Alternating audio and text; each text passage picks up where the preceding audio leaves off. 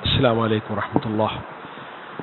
الحمد للہ الذی لم یزل ولا یزال حیا قیوما عالما قدیرا مدبرا سمیعا بصیرا ونشهد ان لا الہ الا اللہ وحدہ لا شریک له له الملک وله الحمد وکبره تکبیرا ونشهد ان سیدنا وسندنا ومولانا محمدا عبده ورسوله الذي ارسل للناس کافة بشیرا ونذیرا وداعیا الی اللہ باذنه وسراجا منیرا وصلی اللہ علیہ وعلی آلہ واصحابہ وازواجہ وذریاتہ ومن اتبعهم بإحسان الی یوم الدین وسلم تسلیما کثیرا کثیرا. اما بعد فإن خیر الحدیث کتاب اللہ وخیر الحدی حدی محمد صلی اللہ علیہ وسلم وشر الامور محدثاتها وكل محدثة بدعة وكل بدعة ضلالة وكل ضلالة في النار. اعوذ باللہ من الشیطان الرجیم. قل من كان عدوا لجبريل فإنه نزله على قلبك بإذن الله. صدق اللہ العظیم.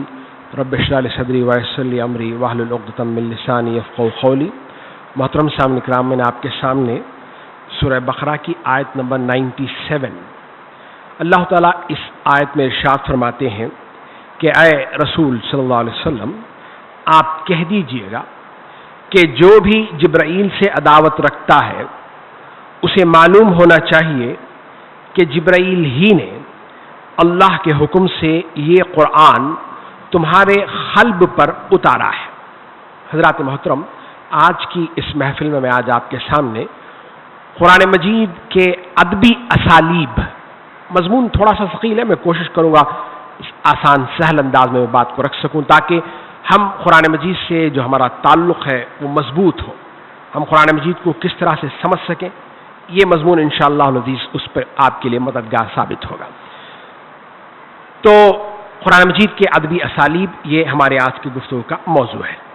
جو آیت میں نے آپ کے سامنے رکھی ہے، مفسرین فرماتے ہیں کہ اس آیت سے یہ بات واضح ہوتی ہے کہ حضور اکرم صلی اللہ علیہ وسلم کے قلب مبارک پر قرآن مجید کے علوم و معارف کے معنی نازل نہیں کیے گئے تھے، صرف مفہوم نہیں ڈالا گیا تھا، بلکہ قرآن کے الفاظ اتارے گئے تھے، بلکہ قرآن مجید کے الفاظ اتارے گئے تھے. یہ نہیں کہ بھائی آپ کو اس طرح سے کہنا ہے، آپ جیسے چاہے ویسے کہہ لیجئے گا، آپ کے اپنے الفاظ میں کہہ لیجئے گا. یہ ایسا نہیں ہے. قرآن کے ساتھ قرآن کے الفاظ بھی اللہ تعالیٰ کے نازل کردہ ہے.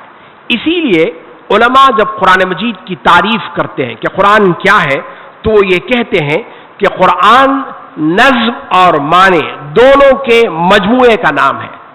مجھے اور آپ کو قرآن مجید کے الفاظ اور معنی دونوں کی حفاظت کرنی ہے، اس لیے کہ شان کلام اور جذبہ کلام اگر ہم بہت پیدا کر دیں گے، فرق پیدا کر دیں گے، تو اس کا نتیجہ لازماً قرآن مجید سے دوری کی شکل میں ہوگا.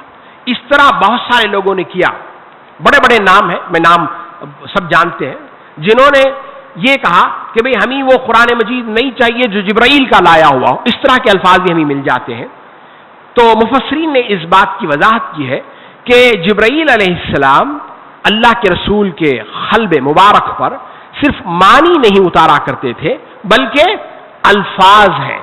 یہ جو قرآن مجید ہم آج جو پڑھتے ہیں یہ الفاظ بھی اللہ ہی کے نازل کردہ ہیں اور اللہ ہی نے اپنے نبی کو ان کا معنی بھی جو ہے بتا دیا ہے.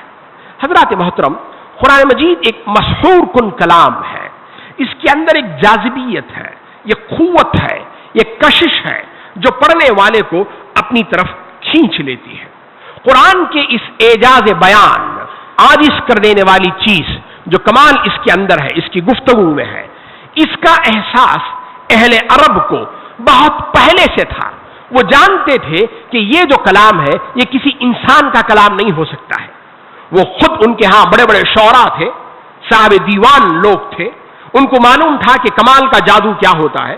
وہ اس کمال پر، اس زبان پر ان کو عبور حاصل تھا، مگر ان سب کے باوجود وہ جانتے تھے کہ یہ محمد صلی اللہ علیہ وسلم جس بات کو اپنی زبان سے کہہ رہے ہیں یہ کسی انسان کا کلام نہیں ہے، یہ کوئی اور چیز ہے. ان کا دل تو گواہی دیتا تھا مگر زبان سے وہ نفی کرتے تھے، یہ اور بات ہے. زبان سے یہ کہتے تھے کہ بھئی یہ فلاں فلاں کا ہے، یہ گھڑ لیا گیا ہے، یہ سن لیا گیا ہے، یہ بنا لیا گیا ہے، یہ افطرا ہے، پتہ نہیں بہت ساری باتیں کہا کرتے تھے۔ قرآن مجید نے ان کا قول نقل کیا ہے، سورہ حامیم سجدہ ہے، آیت نمبر 26 ہے۔ وہ کفار کہا کرتے تھے لا تسمعوا لهذا القرآن والغوا فيه لعلكم تغلبون، جب یہ قرآن میں پڑھا جائے تم اس کو مت سنو، شور کرو، آوازیں لگاؤ، تاکہ یہ قرآن تم پر غالب نہ ہو جائے۔ اگر تم اس کو سنو گے تو یہ تمہیں پکڑ لے گا۔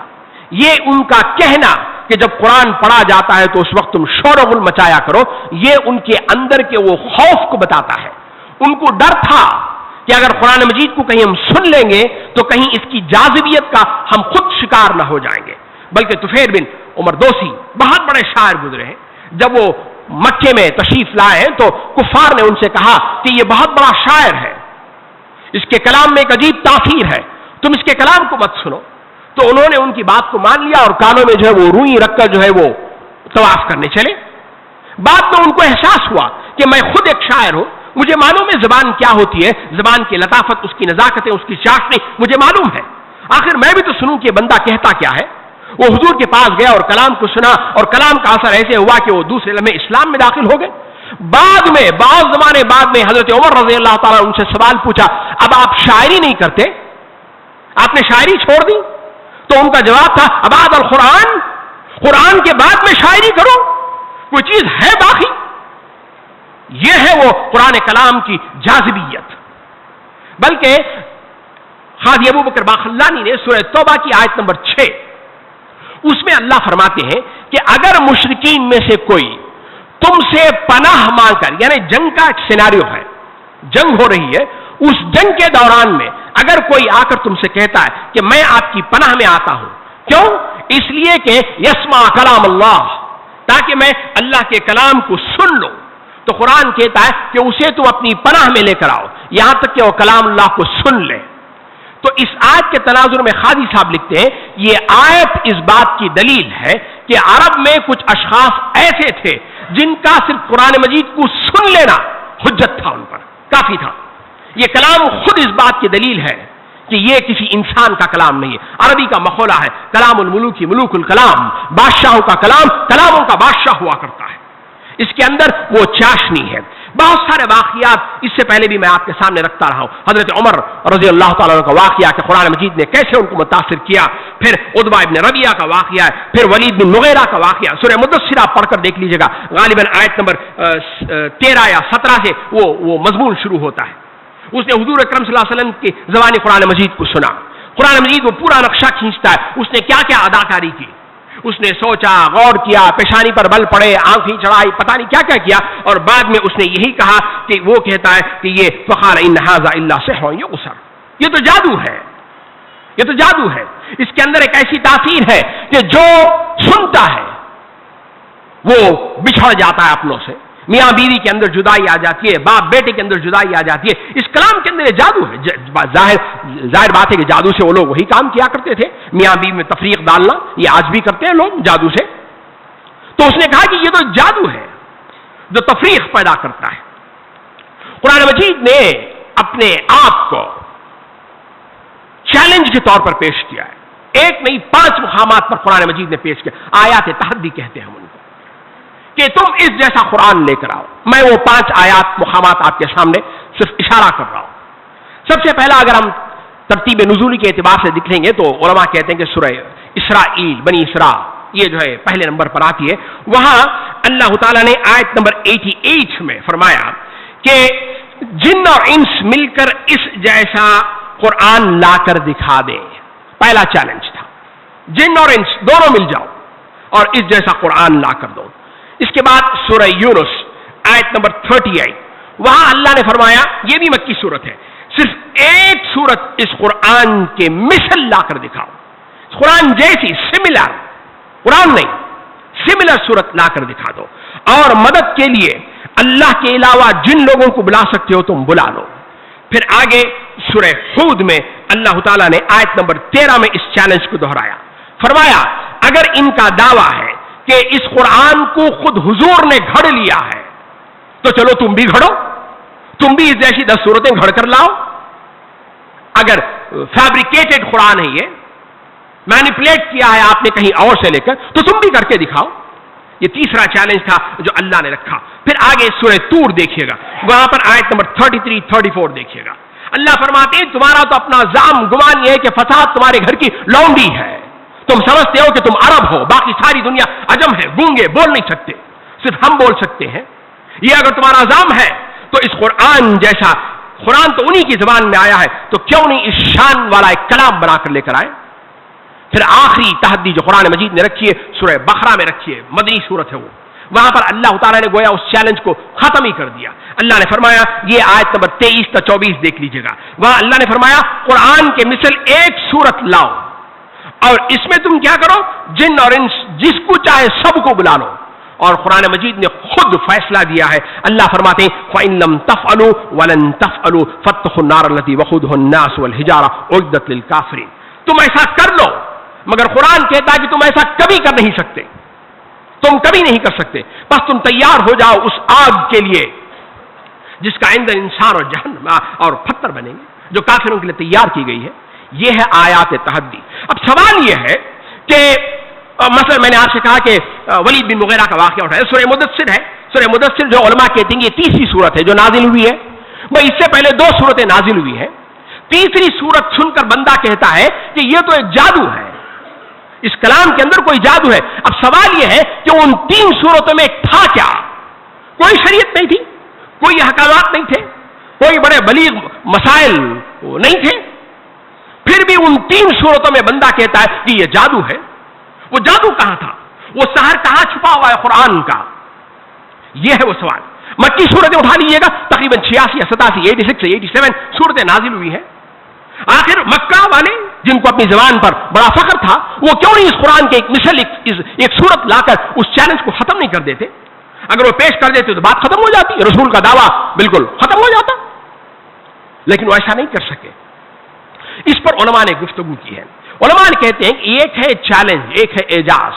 कुरान मजीद का जो चैलेंज था वो खास अरबों के लिए था, वो क्योंकि उनको अपनी जबान पर बड़ा फख्र था, तो जाहिर बात है उस वक्त के लिए चैलेंज था। लेकिन कुरान का जो एजाज है, जो कमाल है, वो क़यामत तक के लिए है। इस पर जो है बहुत सारे उलमा ने जो है वो कुरान मजीद का एजाज क्या है, जलालुद्दीन सुयूती अलैहि रहमा अपनी किताब अल-इत्क़ान में लिखते हैं कि कुरान का एजाज उसके उसलूब, उसके नज़म के अंदर, उसकी बलागत के अंदर और उसके दिलो दिमाग को जो तासीर करने की जो क़ुव्वत है, उसके अंदर कुरान मजीद की जो एजाज है वो छुपा हुआ है। ये है वो कुरान के अंदर। उसी मजमून पर मैं 2-3 बातें आपके सामने रखना चाहता हूं। इससे पहले जरा कुरान मजीद के ताल्लुक से 1-2 तारुफी बातें रख देता हूं। हजरात मोहतरम, हम सब जानते हैं कि कुरान मजीद की नुज़ूली तरतीब और है, और जिस अंदाज से मुदव्वन किया गया आज जो मुसहफ हमारे पास में है वो तरतीब अलग है। कुरान जैसे नाजिल हुआ था उस तरह से आज हमारे पास में नहीं है। उसकी तरतीब जो है, जो मुदव्वन किया गया, वो बिल्कुल अलग है। मसलन सूरह बकरा उठा लीजिएगा, ये तो मदीने में नाजिल हुई है, हुजूर के तकरीबन 13 साल मक्के में, उसके बाद गए वहां नाजिल हुए। लेकिन मुसहफ खोलेंगे तो पहले आपको बकरा मिल जाएगी। सूरह फातिहा तो कुरान का दीबाचा है कह लीजिएगा, असल मजमून जो शुरू होता है सूरह बकरा से शुरू होता है। अब जो किताबें जो तरतीब दी जाती हैं उनकी मुख्तलिफ किस्म की किस्में हैं। मसलन एक किस्म यह है कि भाई जैसे जैसे आयात नाजिल होती गई वैसे वैसे लिख लिया जाता। कुरान वैसा भी नहीं है। या भाई पहले साल नबूवत में ये नाजिल हुआ, दूसरे साल नबूवत में ये नाजिल हुआ, क्रोनोलॉजिकल ऑर्डर जिसे कहता है, उस तरह भी कुरान नहीं है। क्वांटिटी वाइज कि भाई पहले बकरा आ जाए, बहुत बड़ी सूरत है, उसके बाद उससे जरा छोटी सूरत, उससे छोटी सूरत, फिर आखिर में बिल्कुल छोटी सूरत 3 आयतों वाली, वो रखा जाए, ऐसा भी नहीं है। कुरान मजीद थीमैटिक सब्जेक्ट भी नहीं है कि भाई एक सब्जेक्ट लिया गया तौहीद, रिसालत, आखिरत, उस तरह से भी नहीं है। कुरान मजीद बकौल हमारे लॉजिकल भी नहीं है। भाई लॉजिकल ये बात होती कि एक वाकया लिया आपने, उस पूरे वाकये को जिक्र कर दिया, फिर दूसरा वाकया लीजिएगा। कुरान इस तरह भी नहीं है। सूरह मसलन हजरत आदम अलैहिस्सलाम का वाकया कुरान मजीद में 7 मकामात पर आया है और बड़ी तरतीब से आया, इंशाअल्लाह उस पर ही बात रखूंगा मैं। उसमें क्या एजाज है कुरान का, वाकयात में जो तकरार है, जो तरतीब है, وہ بھی انداز نہیں ہے، تو پھر قرآن کا انداز کیا ہے؟ علماء لکھتے ہیں کہ یہ جو قرآن کا جو انداز ہے وہ انداز ہے کمپائلیشن آرڈر، توقیفی ہے۔ اللہ تعالیٰ نے اپنے رسول کو بتا دیا کہ یہ فلاں آیت فلاں مقام پر رکھی جائے، فلاں صورت اس صورت کے بعد رکھی جائے۔ اسی انداز سے حضور اکرم صلی اللہ علیہ وسلم نے اس مصحف قرآن کو ہمارے سامنے مدون کر کے دیا ہے۔ آج تک بھی وہی ترتیب ہمارے پاس میں ہے۔ یہ پہلی بنیادی بات ہے جو سمجھنے کی ہے۔ میں نے اس لیے اس بات کو بتایا کہ بعض مستشرقین انہوں نے یہ کوشش کی کہ قرآن مجید کو کرونالوجیکل آرڈر میں ہم ترتیب دیں کہ پہلے یہ آیت، بعد میں یہ آیت، پھر یہ آیت، پھر یہ آیت۔ ان کا مقصد نیک نیتی نہیں ہے، وہ امت میں کنفیوژن کو پیدا کرنا چاہتے ہیں کہ دیکھیے بھائی قرآن میں کوئی ترتیب ہے ہی نہیں، پہلے شراب مت پیو کہتا ہے، پھر شراب نمازیں مت پیو کہتا ہے، کہ پھر فلاں یہ کہتا ہے، پھر اس سے پہلے کہتا ہے کہ شراب فلاں مت یہ کرو وہ کرو، اس طرح کی باتیں۔ یہ ہے، اس کے لیے میں نے اس بات کی وضاحت کر دی۔ دوسری بات، قرآن مجید کو سمجھنے میں جو بڑی مددگار چیز ہو سکتی ہے وہ یہ ہے کہ حضور اکرم صلی اللہ علیہ وسلم کے زمانے میں عام طور پر رواج یہ تھا کہ قرآن مجید کو ایک ہفتے کے اندر جو مکمل کیا کر لیا، لوگ پڑھ لیا کر لیتے تھے، جسے حزب کہا کرتے ہیں، 7 احزاب ہے۔ اس میں بھی بڑی ایک ترتیب کے ساتھ حضور اکرم صلی اللہ علیہ وسلم نے اس زمانے میں رکھا ہے۔ اگر آپ دیکھیں گے سورہ فاتحہ آپ چھوڑ دیجیے گا، یہ تو دیباچہ ہے، اس کے بعد جو پہلا حزب ہے اس میں 3 سورتیں، پھر 5 سورتیں، پھر 7 سورتیں، پھر 9 سورتیں، پھر 11 سورتیں، پھر 13 سورتیں، پھر حزب مفصل 65 سورتیں، گویا کل ملا کے 113 پلس سورہ فاتحہ 114 سورتیں۔ بڑی ترتیب ہے اس کے اندر، طاق صورتوں میں اللہ کے رسول نے حزبوں کو تقسیم کیا ہے۔ یہ جو حزب ہے، یہ جو آیات ہیں، ان میں جو ترتیب ہے، جو نظم ہے، اس پر کچھ علماء نے کام کیا ہے۔ مثلا جلال الدین سیوطی ہے، امام راضی ہیں، خود ہندوستان میں مولانا حمید بن فراہی ایک بہت بڑا نام ہے جنہوں نے بہت کام کیا ہے اس نظم قرآن پر۔ میں ان کے حوالے سے ایک بات کو آپ کے سامنے رکھنا چاہتا ہوں۔ حضور کے زمانے میں 7 حزب تھے، یعنی ایک قرآن مجید کو 7 دنوں میں بندہ پڑھ سکتا ہے۔ انہوں نے بھی، حمید بن فراہی نے بھی نظم قرآن کے حوالے سے قرآن کو 7 حصوں میں تقسیم کیا ہے۔ یہ میں اس لیے بتا رہا ہوں تاکہ جب آپ پڑھیں گے، جب آپ کو پتا چلے گا کہ بھئی ایک گروپ ہے قرآن میں 7 گروپ، ہر گروپ کا یہ کہتے ہیں کہ ایک سینٹرل تھیم ہے، اس گروپ کی تمام صورتیں اسی سینٹرل تھیم کے اطراف گھومتی ہے۔ اگر آپ وہ تھیم آپ کو پتا چلے، جب آپ صورت کو پڑھیں گے تب آپ کو پتا چلے گا کہ قرآن میں ایک نظم ہے، کوئی ایسی بے سر و پا کی باتیں نہیں ہے، بلکہ ہر آیت اس محور، اس عمود، اس سینٹرل فوکس سے جڑتی ہے۔ تب آپ کو پتا چلے گا کہ یہ قرآن اللہ کا کلام ہے۔ وہ 7 حزب کیا ہیں، وہ 7 گروپ کیا ہے، وہ میں آپ کے سامنے رکھ رہا ہوں۔ سب سے پہلا گروپ جو مولانا نے لکھا ہے سورہ فاتحہ سے لے کر سورہ مائدہ تک کا ہے۔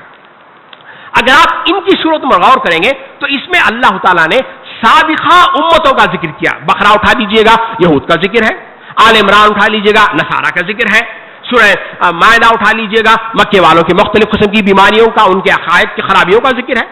تو گویا یہ جو پہلا گروپ ہے اس میں اللہ تعالیٰ نے سابقہ امتوں کا ذکر کیا ہے۔ دوسرا جو گروپ شروع ہوتا ہے وہ سورہ انعام سے لے کر سورہ توبہ تک کا ہے۔ یہاں اس گروپ کا جو سینٹرل تھیم ہے وہ دعوت سے لے کر جہاد تک بات جاتی ہے۔ سورہ توبہ قرآن مجید کی دا موسٹ ملیٹنٹ سورہ ہے، ملیٹنٹ سورہ، اس کے اندر جنگ، جہاد، لڑائی، قتال، اس کی باتیں ہیں۔ تو گویا یہ اس پورے گروپ کا سینٹرل فوکس تھیم ہے۔ اگر ہم اس کو رکھ کر ذہن میں پڑھیں گے تو بات جو ہے ہمیں زیادہ وضاحت سے سمجھ میں آ سکتی ہے۔ تیسرا گروپ سورہ یونس سے لے کر سورہ نور تک گیا ہے۔ اگر یہاں ہم ان صورتوں کو دیکھیں گے نا تو اس میں جو ہے انبیاء کی کشمکش ہے، سورہ یونس ہے، پھر سورہ ابراہیم ہے، پھر سورہ رعد ہے۔ ہر صورت میں آپ دیکھ لیں گے انبیاء کے ساتھ ان کی دعوت اور ان کی کشمکش کیا رہی، اس کا ذکر اللہ تعالیٰ نے کیا ہے۔ پھر چوتھا جو گروپ ہے وہ سورہ فرقان سے لے کر سورہ احزاب تک گیا ہے، اور اس گروپ کا جو سینٹرل فوکس پوائنٹ ہے وہ رسالت ہے۔ اس گروپ کی تمام صورتیں اگر آپ دیکھیں گے رسالت کے محور پر یہ ساری صورتیں گھومیں گی۔ یہ چوتھا گروپ ہے۔ پھر پانچواں گروپ سورہ سبا سے لے کر یہ پہنچتا ہے سورہ حجرات تک۔ اگر یہاں آپ صورتیں دیکھیں گے تو یہاں جو صورتوں کا جو مضمون ہے وہ توحید کا مضمون ہے. پھر چھٹا گروپ جو ہے وہ سورہ خاف سے لے کر سورہ تحریم تک گیا ہے. اس میں اللہ تعالیٰ نے قیامت، حشر، نشر، قیامت کے دن کیا ہوگا اس کا ذکر کیا ہے. پھر آخری جو صورت ہے وہ 7واں گروپ، 7واں حزب، وہ سورہ ملک سے شروع ہو کر بالکل آخری تک جاتا ہے. وہاں کی آپ پوری صورتوں کو پڑھ کر دیکھ لیجیے گا، اس میں انذار ہے، ڈراوا ہے.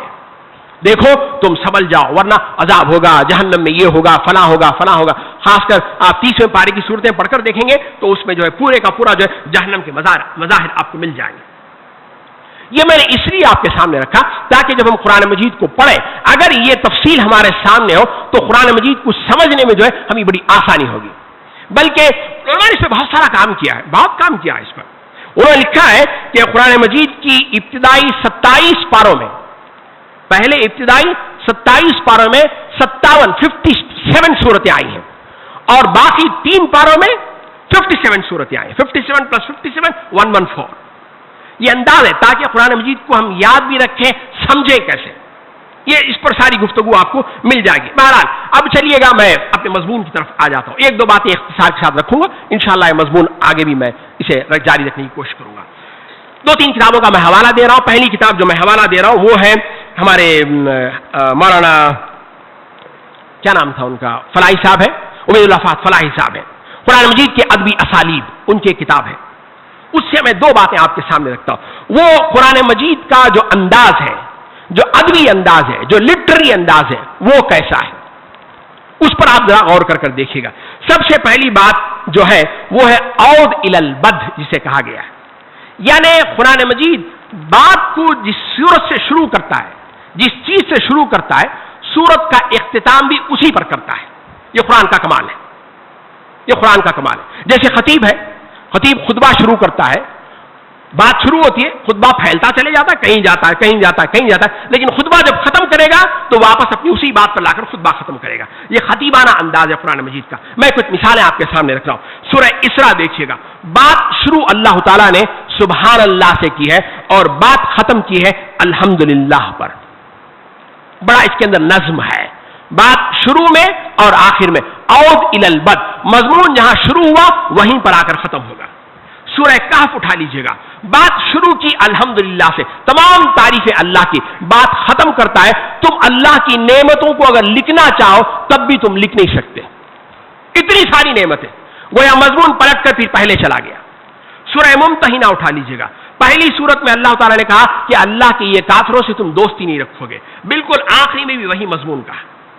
سورہ مومن اٹھا لیجیے گا، ابتدا میں اللہ نے فرمایا قد افلح المؤمنون، اس کی لاسٹ بٹ 1 آیت میں اللہ فرماتے ہیں لا یفلح الکافرون، کافر فلاح یاب نہیں ہوگے. گویا مضمون پلٹ کر پھر جا رہا ہے.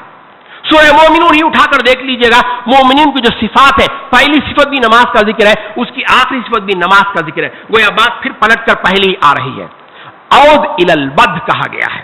مضمون جو ہے جہاں سے شروع ہوا وہیں پلٹ کر قرآن لے کر آتا ہے. کیوں؟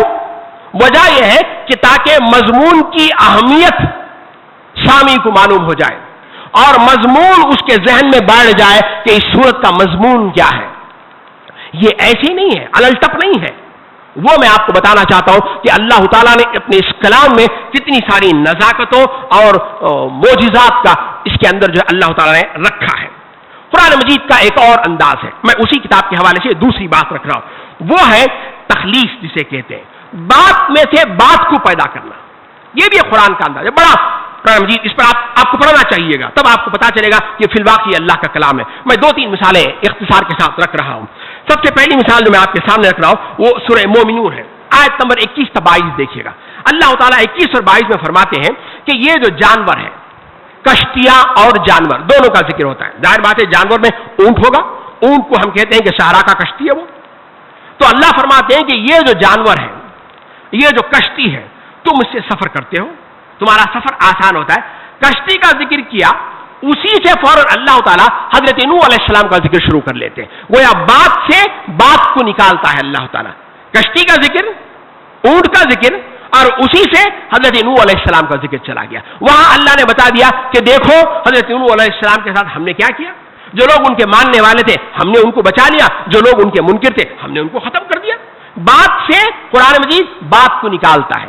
जानवरों से कश्ती से बात हुई, फौरन हजरत नूह अलैहिस्सलाम पर लेकर चला गया।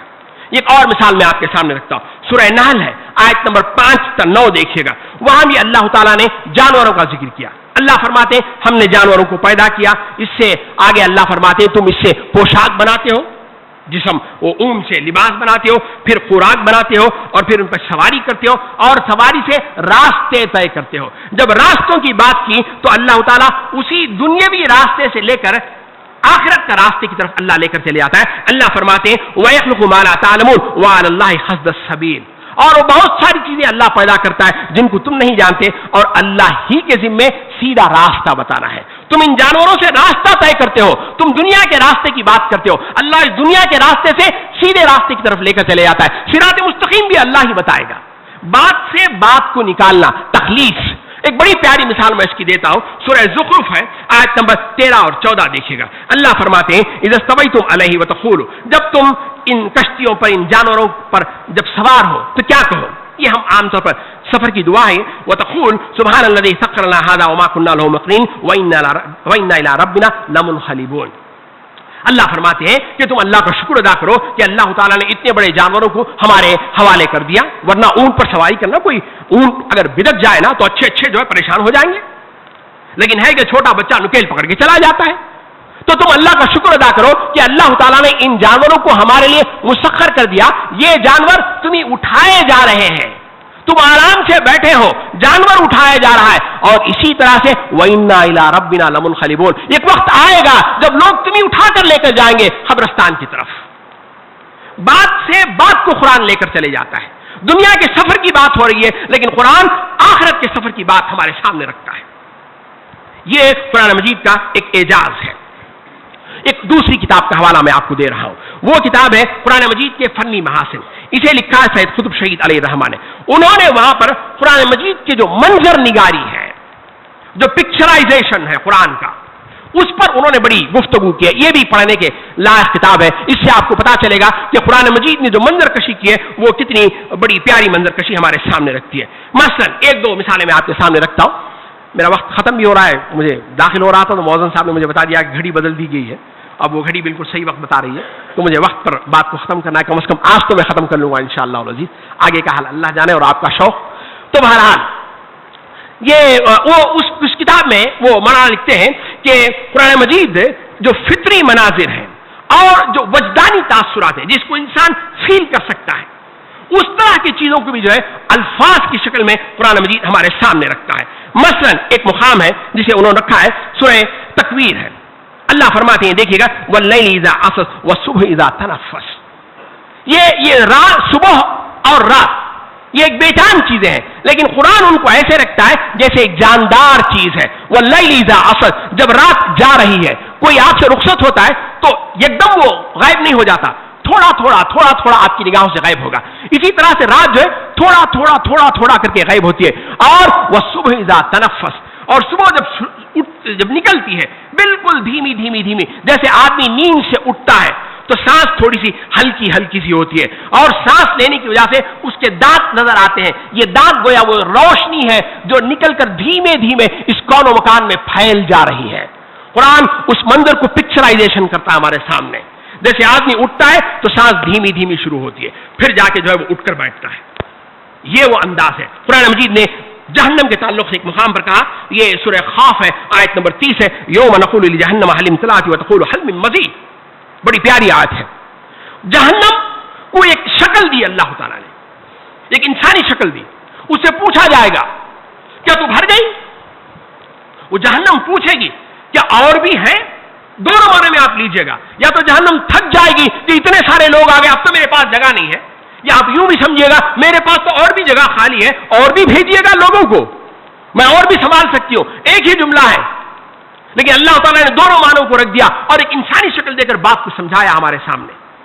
इसी तरह से और भी बहुत सारी, मैं एक मिसाल देकर बात को खत्म कर लेता हूं। सूरह आदियात है, हम 12 इस सूरत को पढ़ते रहते हैं। अल्लाह ताला फरमाते हैं, वलादियाति ज़बहन फलमूरियाति क़दहन फलमुग़ीराति सुबहन फ़असरन बिही नक़अ फ़वसतन बिही जमअ इन्नल इंसान लिरब्बिही लकनूद। इसमें एक बड़ा ब्यूटीफुल पिक्चराइजेशन है। अरब का उस जमाने में जो पेशा था वो क्या था? एक तो तिजारत थी, दूसरा लूट मार करते थे। लूट मार करते थे। जाहिर बात है जब लूट मार करते तो बिल्कुल सुबह सवेरे जाकर जो छापा मारते थे।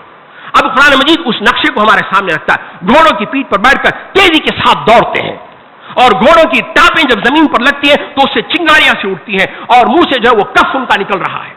उतनी तेजी के साथ घोड़े दौड़ रहे हैं और उनके घोड़ों की दौड़ने की वजह से सुबह की जो मिट्टी जो शबनम पड़ के दब गई थी वो उन घोड़ों की टापों से जो है वो गिरदो गुबार उड़ने लगी है। ये ब्यूटीफुल पिक्चराइज आप जरा गौर करके देखिएगा। और घोड़ा अचानक जाकर दुश्मन पर पिल पड़ता है, अचानक हमला होता है और जाहिर बात है सवार घोड़े की पीठ पर, आप जरा देखिएगा, सवार जो है घोड़े की पीठ पर बैठा हुआ है। जब वो पहले दाखिल होगा तो पहले घोड़े का चेहरा दाखिल होगा। अगर दुश्मन हमला भी करेगा तो पहले घोड़े पर हमला करेगा, बाद में सवार पर हमला करेगा। अब अल्लाह फरमाते इन्नल इंसान लिरब्बिही लकनूद। क्या प्यारा अंदाज है कुरान मजीद का। घोड़ा तुम्हारा अपना खालिक है, तुमने पैदा किया नहीं, ये तो अल्लाह ने पैदा किया। तुमने उसे सिर्फ चारा डाला, पानी डाला, उसकी एहसान शनासी, उसकी नमक हलाली इतनी थी कि वो अपने मालिक के लिए अपनी जान को कुर्बान कर देता है, पहले अपने आप को मुश्किल डालते हैं। इन्नल इंसान लिरब्बिही लकनूद। इंसान अल्लाह का बड़ा नाशुक्रा है। आप देखिएगा एक मंजर कशी है और उसमें एक मजमून को कुरान हमारे सामने रखता है। हज़रात मोहतरम, ये मजमून इंशाअल्लाह जैसे मैंने कहा आइंदा भी मैं इस पर गुफ्तगू करूंगा। अल्लाह ताला से दुआ है कि अल्लाह ताला हमें दीन का सही फहम फरमाए। असल में ये सारी बातें मैं इसलिए आपके सामने रखता हूं कि कुरान मजीद को हम अपने अंदर जज्ब करने की कोशिश करें, अपनी रूह के अंदर, अपने अकल के अंदर, अपने दिमाग के अंदर, अपने जिस्म के अंदर। सिर्फ जज्ब नहीं करें, उसे अमल के सांचे में ढालना चाहिएगा। जब तक वो अमल के सांचे में ढालेगा नहीं, ढलेगा नहीं, तब तक फायदा नहीं देगा। अल्लाह ताला से दुआ है कि अल्लाह ताला हमें दीन का सही फहम फरमाए। अक़ूलु क़ौली हाज़ा अस्तग़फ़िरुल्लाह लिकुम व लिसाइरिल मुस्लिमीन वल मुस्लिमात।